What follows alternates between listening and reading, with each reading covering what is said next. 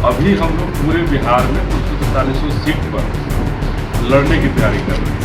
विधानसभा में जहां सवाल जवाब होनी चाहिए थी, उस विधानसभा में किसी के पिता से कस्टम हो रहा है। बिहार में हमें बीएसपी को लाना है और शिक्षा को ठीक करना है, और बिहार के अंदर भी हमारी पार्टी का नारा है कि जो जमीन सरकारी है वो जमीन हमारी है। उसी नारे के तहत बहुजन समाज पार्टी यहाँ भूमिहीनों को 2 से 3 बीघे जमीन देने का काम है। नमस्कार, आप लाइव सिटीज देख रहे हैं। आपके साथ मैं हूं वसीम खान। देखिए, बीएसपी वाले अनिल कुमार यानी कि बीएसपी के केंद्रीय प्रभारी अनिल कुमार ने अभी बड़ा ऐलान कर दिया है आगामी बिहार विधानसभा चुनाव को लेकर। फिर देखिए, सदन के अंदर की भी बात, गाली गलौज, और जिस तरीके से विगत 5 दिनों में मानसून सत्र के दौरान जो चीज घटित हुआ, देखिए अनिल कुमार के साथ साथ रामजी गौतम जो कि राज्यसभा सांसद हैं, बीएसपी के कद्दावर नेता हैं, उन्होंने भी जमकर निशाना साधा है। वही क्या अनिल कुमार चुनाव लड़ेंगे? तमाम बातों पर खुलकर गर्जे हैं। सबसे पहले आप अनिल कुमार के साथ साथ रामजी गौतम को। नहीं, देखिए, मैं पार्टी का एक कार्यकर्ता हूँ और पार्टी के निर्णय के साथ अभी पार्टी का किसी भी जगह से कोई फाइनल नहीं हुआ है कि कौन प्रत्याशी रहेगा।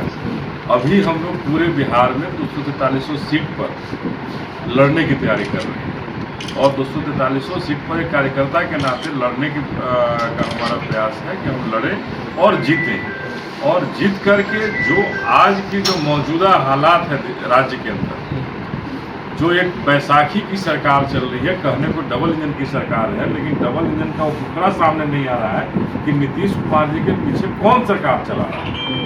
आज इस राज्य में पटना में दिन दहाड़े 28 गोली मारी जा रही है, अपराधी यहाँ से मार के निकल जा रहा है, कोई राज्य को देख नहीं पा रहा है। 70,000 करोड़ की बात हो रही है सीएजी रिपोर्ट में कि कहाँ चला गया कुछ पता नहीं। विधानसभा में जहां सवाल जवाब होनी चाहिए थी, उस विधानसभा में किसी के पिता से कस्टम हो रहा हो। विधानसभा तो बनाए हैं, और विधानसभा में तो हम लोग जो भेजते हैं चुन करके कि हमारे कार्यों की समीक्षा हो और कार्य हो, उसकी समीक्षा नहीं हो रही, उसकी चर्चा नहीं हो रही है, एक ही चीज होता रहा है, तो गुंडा राज वाली स्थिति पैदा हो गई है।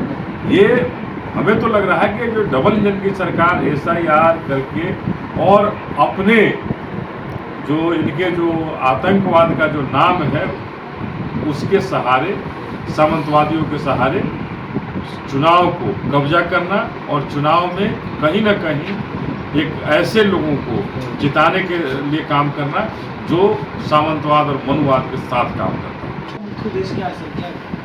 देखिए, आज बहुजन समाज पार्टी के पहले तो आज प्रदेश के वरिष्ठ शासन बुलाया गया था, क्योंकि 1 महीने का जो एसआईआर का जो काम चल रहा था प्रदेश के अंदर, वोटों का जो वेरिफिकेशन का काम चल रहा था, उसमें बहुजन समाज पार्टी के तमाम कार्यकर्ताओं को हर विधानसभा में बिलों के स्तर पर लगाया गया था, ताकि कहीं से भी जो हमारे जो वंचित समाज के जो लोग हैं, गरीब लोग हैं, उनके वोटों का कोई मतलब हेराफेरी ना हो सके।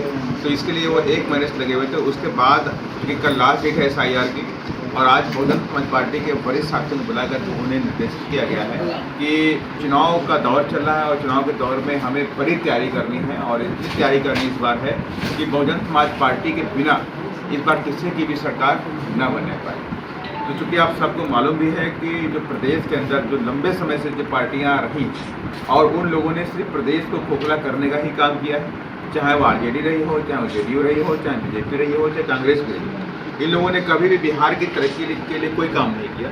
अगर आज तो एक और भी चौंकाने वाली रिपोर्ट आई है, सीएजी की रिपोर्ट आई है, आप मीडिया बंधुओं के तमाम ट्विटर हैंडल से जानकारी मिली कि 70,000 करोड़ रुपए का कोई हिसाब किताब बिहार में नहीं मिल रहा।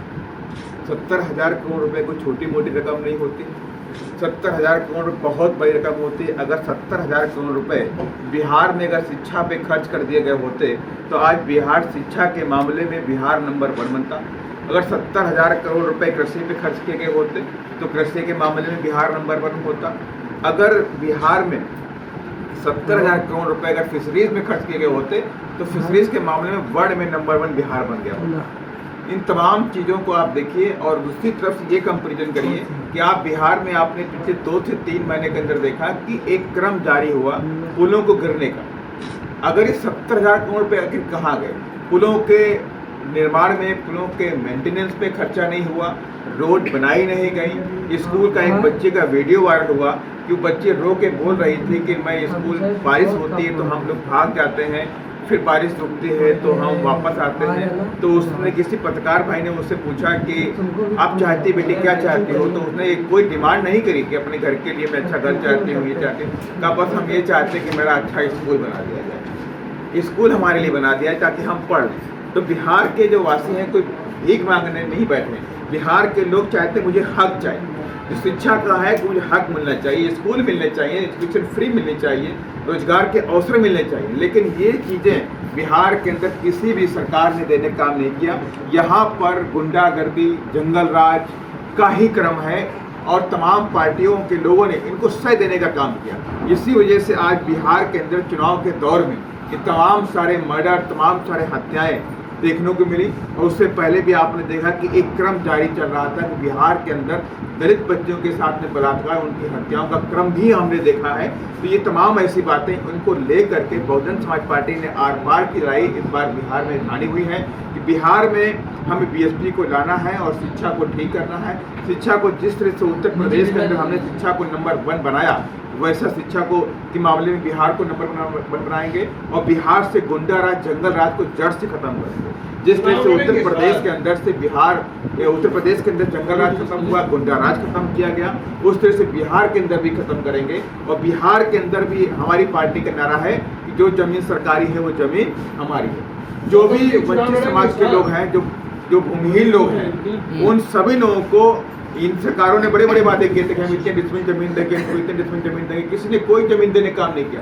लेकिन बीएसपी जो कहती है वो करती है और बीएसपी का नारा है कि जो जमीन सरकारी है वो जमीन हमारी है। उसी नारे के तहत बहुजन समाज पार्टी यहाँ भूमिहीन लोगों को 2 से 3 बीघे जमीन देने का काम है। SIR के मामले में मैं कहना चाहता हूँ कि अगर SIR का जो कल तो उसका फाइनल डेट है, कल की लास्ट डेट SIR की है। और जिस तरह से मीडिया के माध्यम से तमाम खबरें आ रही कितने लाख वोट काट दिए गए, इस जिले से इतने लाख वोट काट दिए गए, तो मैं उनसे कहना चाहता हूं कि चुनाव आयोग को जिनके वोट भी काटे हैं, जिनके वोट को कह रहे हैं कि इनके वोट ट्रांसफर हो गए, इनके वोट डबल हैं, उनकी भी लिस्ट निकालनी चाहिए ताकि उन लोग, वहाँ के जो वासी हैं, उनके जो रहने वाले लोग हैं, उनको मालूम होना चाहिए कि मेरे घर से कितने लोगों को वोट ट्रांसफर हो गए, किसका वोट काटा गया, किसका नहीं वोट काटा गया। ये उसकी लिस्ट भी एक सेपरेट निकालनी चाहिए।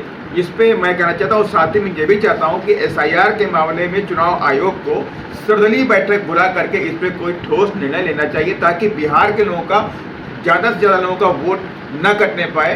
बिहार के लोग मजदूरी करते हैं, करीब 2 से 2.5 से 3 करोड़ लोग दूसरे प्रदेशों में जाके मजदूरी करते हैं, उनके वोट नहीं बन पाए हैं या बने हैं, ये तो अभी फाइनल डेट में मालूम होगा। लेकिन मैक्सिमम लोगों ने बहुत सारे दुख दिखाई है कि वो अपलोड नहीं कर पा रहे हैं फार्म, या फार्म जमा नहीं कर पा रहे हैं, डॉक्यूमेंट नहीं मिल पा रहा है। ये तमाम चीज़ें अभी आपको देखने को मिली। मैं चाहूँगा कि एक बार फिर से चुनाव आयोग इस पर अपने विचार करे, मंथन करे और सर्वदलीय बैठक बुला के इसका हल निकालने का। विधानसभा के अंदर आपसी द्वंद्व देखने को मिल रहा है कि पर्सनल अटैक किए जा रहे हैं, तो वो सिर्फ बिहार की जनता को गुमराह कर रहे हैं। अभी CAG पे चर्चा नहीं होनी चाहिए। कोई दल CAG पे चर्चा क्यों नहीं करता?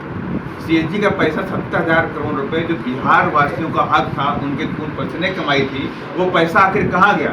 उस पर कोई चर्चा नहीं की जा रही। लेकिन उन तमाम चर्चाओं को लेकर के बिहार की जनता को भटकाने के मुद्दे को लेकर के इस तरह से वहाँ पे प्लानिंग के पे काम किया जा रहा है। लेकिन इस बार बिहार की जनता इस बात को समझ रही है। मुझे पूरी आशा उम्मीद है इस बार हम बिहार के तरक्की के लिए, बिहार की शिक्षा के लिए, बिहार के रोजगार के लिए, गरीबों के लिए आगे बढ़ते हैं। सर, चंद्रशेखर आजाद ने भी घोषणा की है कि चुनाव लड़ेंगे, तो क्या बहुजन समाज पार्टी का वोट का बिखराव होगा? यहाँ चुनाव लड़ती है, लेकिन BSP को फर्क नहीं पड़ता है। बहुजन समाज पार्टी देखिए, बाबा साहब, मांडव कांशीराम साहब, फूले साहू, अम्बेडकर की विचारधारा को लेकर चलती है। हमें किसी भी पार्टी के ऊपर फर्क नहीं पड़ता है, हम अपने अकेली सोच को लेकर चलते हैं। तो आपने सुना दोनों ही नेताओं को। देखिए, बिहार में आगामी विधानसभा चुनाव को लेकर के तैयारी जबरदस्त है। 243 सीटों पर BSP तैयारी कर रही है और उम्मीदवार पार्टी कार्यालय पहुंचकर फॉर्म भी भर रहे हैं। जिन्हें चुनाव लड़ना है, जिन्हें चुनावी मैदान में उतरना है, वह फॉर्म भर रहे हैं। और उसके बाद देखिए, पार्टी तमाम स्तरों पर जांच पड़ताल करने के बाद अपने उम्मीदवारों को ठोक ठटाकर चुनावी मैदान में उतारेगी। वहीं आपने सुना सदन में जिस तरीके से तस्वीरें निकलकर सामने आई, दोनों ही नेताओं ने क्या कुछ कहा। फिलहाल इस वीडियो में इतना ही। आपका बहुत बहुत शुक्रिया।